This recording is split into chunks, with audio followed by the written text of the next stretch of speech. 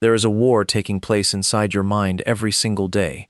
It is not a war against other people, bad luck, or difficult circumstances. It is a war between the person you are today and the person you know you could become. One side wants comfort. It wants to delay important work, avoid discomfort, react emotionally, and choose temporary pleasure. The other side wants growth. It wants discipline, clarity, courage, patience, and control. Whichever side you feed becomes stronger. Most people believe self-discipline means forcing yourself to suffer. They imagine strict routines, endless work, and a life without enjoyment. But the Stoics understood discipline differently. To them, discipline was freedom. It was the ability to control your own mind instead of being controlled by impulses, emotions, distractions, and outside opinions. A disciplined person does not need perfect conditions. He does not wait until he feels motivated. He knows what must be done, and he does it. Marcus Aurelius reminded himself that he had power over his mind, but not over external events. This simple idea contains the foundation of Stoic discipline. You may not control what happens around you, but you can control how you think, how you respond, and what you do next. Today, you will learn how to master self-discipline through Stoic philosophy. You will learn how to control your thoughts, manage your emotions, defeat procrastination, build powerful habits, and take command of your life. Listen carefully, because the strongest version of you is not created by one dramatic decision. It is created by small disciplined choices repeated every day. The first Stoic principle of self-discipline is to separate what you control from what you cannot control. Much of your mental exhaustion comes from trying to control things that were never yours to control. You worry about what people think of you. You become angry when someone behaves unfairly. You feel anxious about the future. You replay past mistakes, hoping that somehow thinking about them will change what happened. But none of these things are under your complete control. You cannot control another person's opinion. You cannot control the weather, the economy, the past, unexpected delays, or the actions of strangers. You cannot guarantee success. You cannot stop every difficulty from entering your life. What you can control is your judgment, your effort, your attitude, your choices, and your response. This distinction gives you power. When something frustrating happens, pause and ask yourself, is this under my control? If the answer is no, stop wasting your energy fighting reality. Accept what has happened and focus on your next action. Acceptance does not mean weakness. It does not mean you approve of injustice or stop trying to improve your situation. It means you refuse to destroy your peace by demanding that reality should be different from what it is. A disciplined mind does not argue endlessly with circumstances. It studies them, accepts them, and decides how to respond wisely. Imagine someone criticizes you. You cannot control their words, but you can control whether you react with anger or respond with calmness. Imagine your plans fail. You cannot change the failure, but you can study the lesson and begin again. Imagine you are stuck in traffic. You cannot force the road to clear, but you can control whether you spend that time in frustration or use it to think, listen, or prepare. Every time you focus on what you control, you strengthen your discipline. Every time you obsess over what you cannot control, you surrender your power. The second principle is to stop depending on motivation. Motivation feels powerful, but it is unreliable. Some days you wake up feeling energetic and focused. Other days you feel tired, distracted, or discouraged. If your actions depend on your feelings, your progress will always be unstable. The Stoics did not wait to feel inspired before fulfilling their responsibilities. Marcus Aurelius often struggled to leave his warm bed in the morning.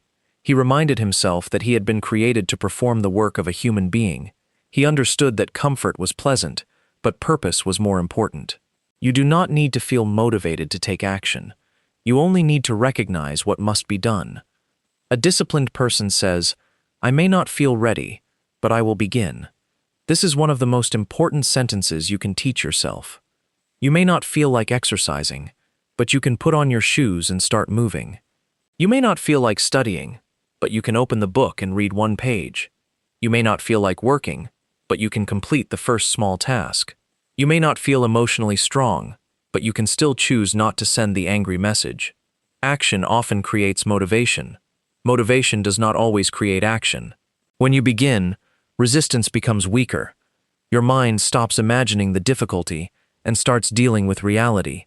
The task that looked overwhelming becomes manageable.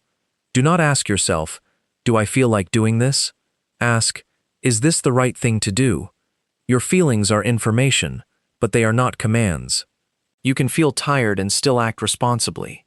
You can feel afraid and still move forward. You can feel angry and still remain silent. You can feel uncertain and still make a thoughtful decision. This is emotional freedom. The third Stoic principle is to control your first response. You may not control the first thought that enters your mind, but you can control whether you accept it as truth. An insult may immediately create anger. A problem may create fear. A mistake may create shame. A delay may create impatience. These automatic reactions are normal, but they do not have to control your behavior. Epictetus explained that people are not disturbed by events themselves, but by the judgments they form about those events. Two people can experience the same problem and respond completely differently. One sees disaster, the other sees a challenge. One complains, the other adapts. One gives up, the other becomes stronger. The event may be the same, but the interpretation changes the emotional response. When something happens, create a space between the event and your reaction. Pause, take one slow breath. Then ask yourself, what story am I telling myself about this situation? Perhaps you are telling yourself, this should never have happened. Maybe you are thinking, everyone is against me. Perhaps you believe, I always fail, or this problem will destroy everything. These thoughts may feel true, but feelings are not evidence. Replace emotional exaggeration with an accurate description. Instead of saying, everything is ruined, say, something went wrong, and I need to decide what to do next. Instead of saying, I cannot handle this, say, this is difficult, but I can handle the next step. Instead of saying, they disrespected me, so I must react, say, their behavior belongs to them. My response belongs to me. This practice does not remove emotion. It prevents emotion from becoming your master. Anger may still appear, but you do not have to obey it. Fear may still appear, but you do not have to retreat. Sadness may still appear, but you do not have to abandon your responsibilities. The goal is not to become emotionless. The goal is to become emotionally intelligent. A strong person feels deeply but chooses carefully. The fourth principle is to make discipline easier through your environment. Many people believe that strong willpower should defeat every temptation. But wise discipline does not fight unnecessary battles. It removes the temptation before the battle begins. If your phone is beside you while you work, your attention will constantly be tested. If unhealthy food is always visible, you will repeatedly need to resist it. If you spend time with people who encourage laziness, negativity, or destructive habits, maintaining discipline becomes more difficult. Your environment influences your behavior. The Stoics practiced simplicity because they understood that unnecessary desires create unnecessary weakness. Look carefully at your daily surroundings. What distracts you? What causes you to waste time? Which people influence you negatively? Which habits begin because something is always available? Do not proudly say, I should be strong enough to resist everything. Instead, become wise enough to remove what repeatedly weakens you. Put your phone in another room during focused work. Turn off unnecessary notifications.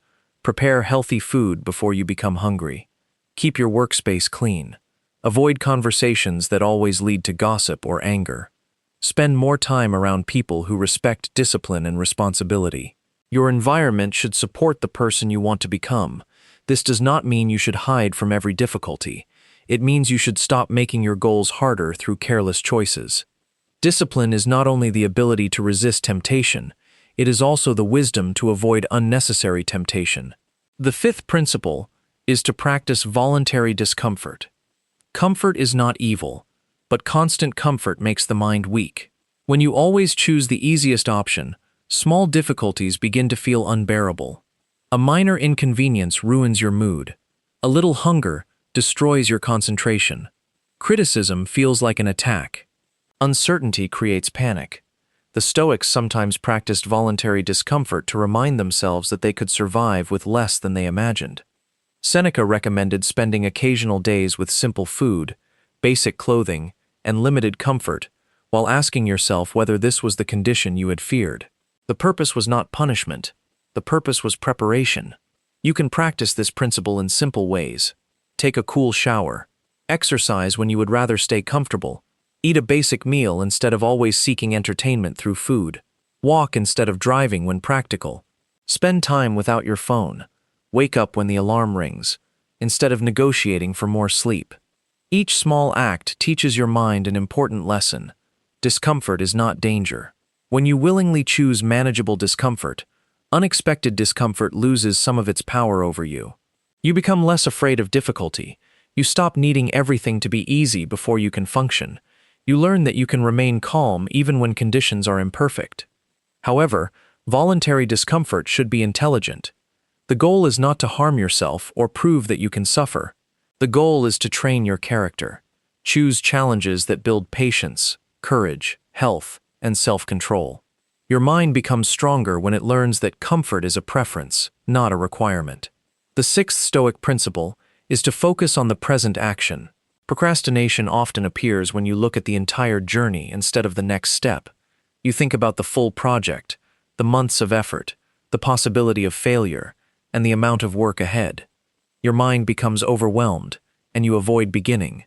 The Stoics returned their attention to the present moment.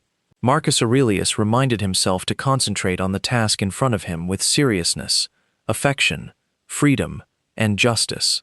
He understood that life is experienced one moment at a time. You do not need the strength to complete everything today. You only need the discipline to complete the next action. Do not tell yourself, "I have to change my entire life." Say, "Today, I will keep one promise to myself." Do not focus on writing the entire book.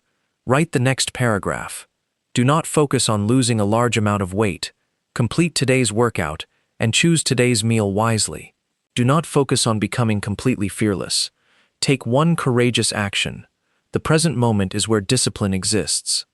You cannot be disciplined yesterday because yesterday is gone. You cannot be disciplined tomorrow because tomorrow has not arrived. You can only be disciplined now. Whenever your mind becomes overwhelmed, ask yourself, what is the next useful action? Then do only that.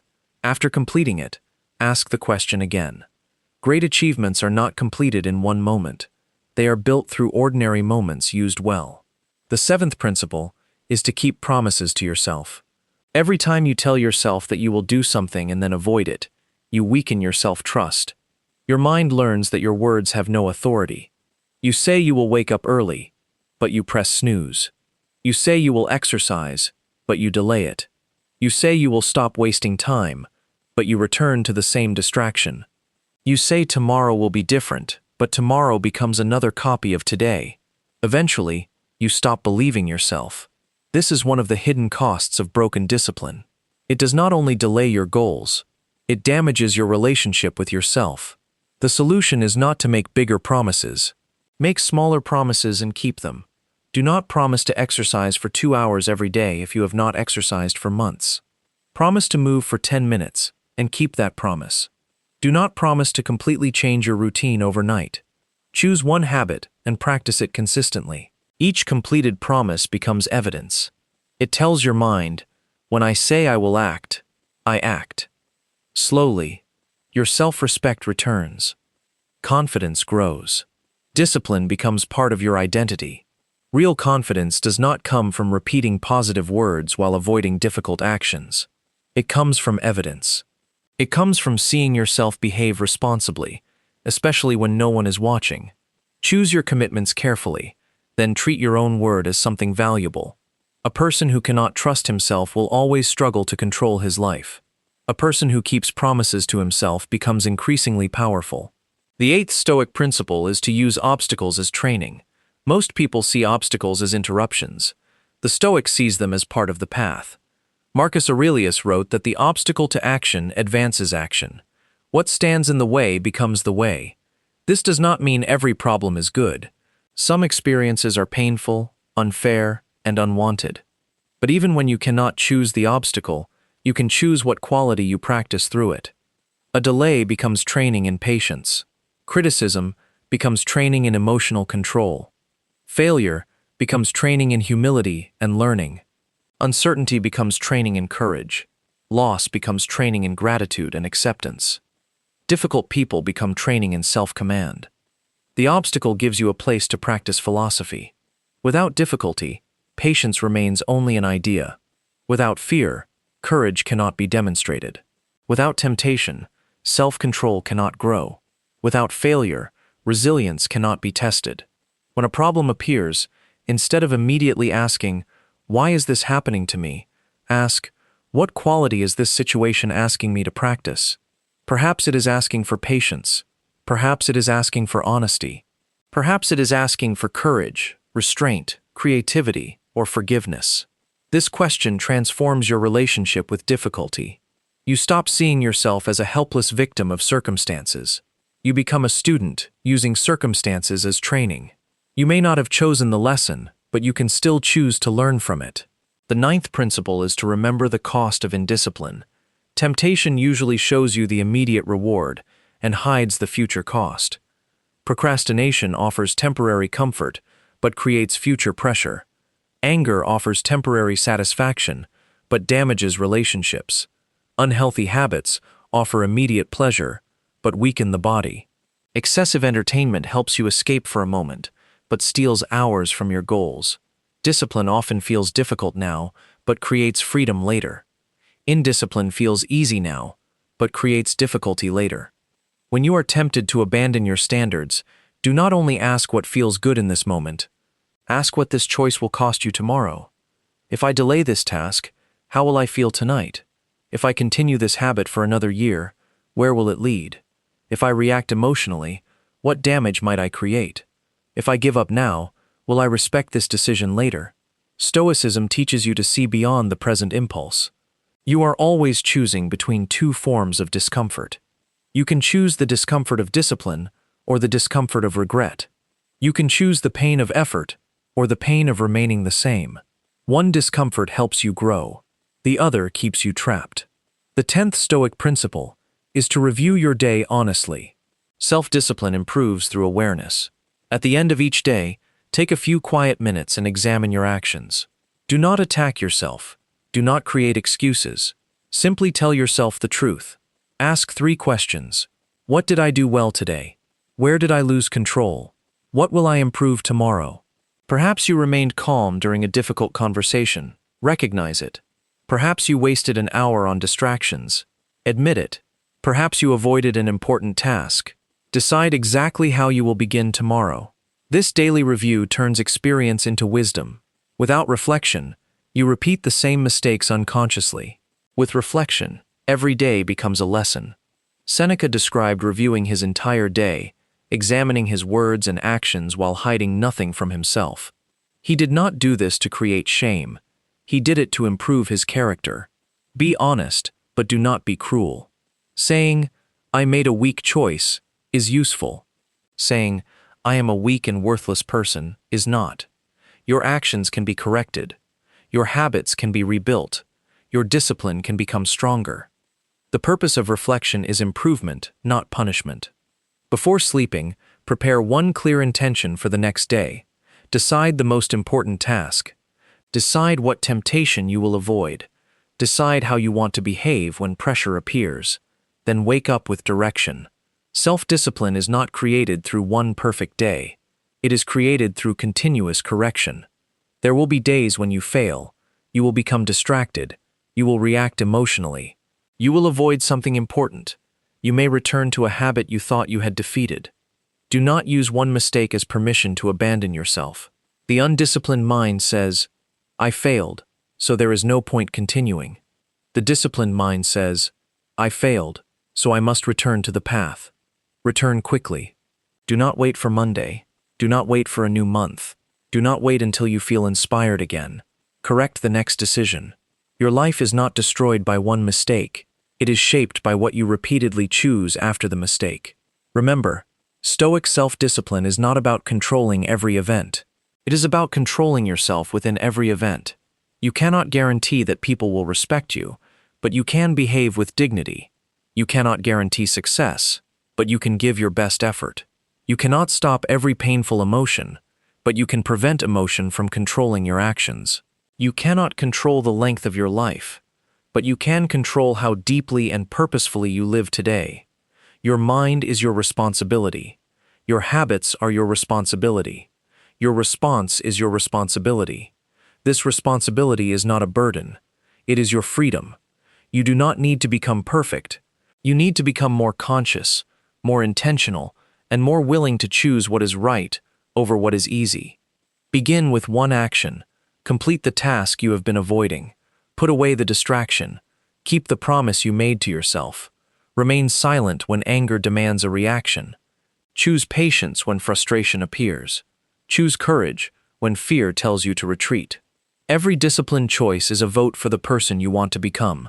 At first, the changes may appear small, but small choices become habits. Habits become character. Character shapes destiny. One day, you will look back and realize that your life changed because you stopped waiting for motivation. You stopped blaming circumstances. You stopped obeying every emotion. You took responsibility for your mind and began living according to your principles. That is the Stoic path. Not a life without difficulty, but a life in which difficulty cannot easily control you. Not a life without emotion, but a life in which wisdom leads emotion. Not a life without temptation, but a life in which your values become stronger than your impulses. Master your thoughts, and you will change your decisions. Master your emotions, and you will protect your peace. Master your habits, and you will transform your future. The world may remain unpredictable, but you will no longer be controlled by every change in the world. You will become steady. You will become focused. You will become disciplined. And most importantly, you will become the ruler of your own life. Before you leave, choose one Stoic discipline from this video and practice it today. Do not simply collect information. Turn wisdom into action. Philosophy is not something you only listen to. It is something you live. If this message helped you, share it with someone who is trying to rebuild their discipline and take control of their life. Subscribe for more timeless Stoic wisdom. And remember, you may not control everything that happens today, but you always have a choice in what you do next.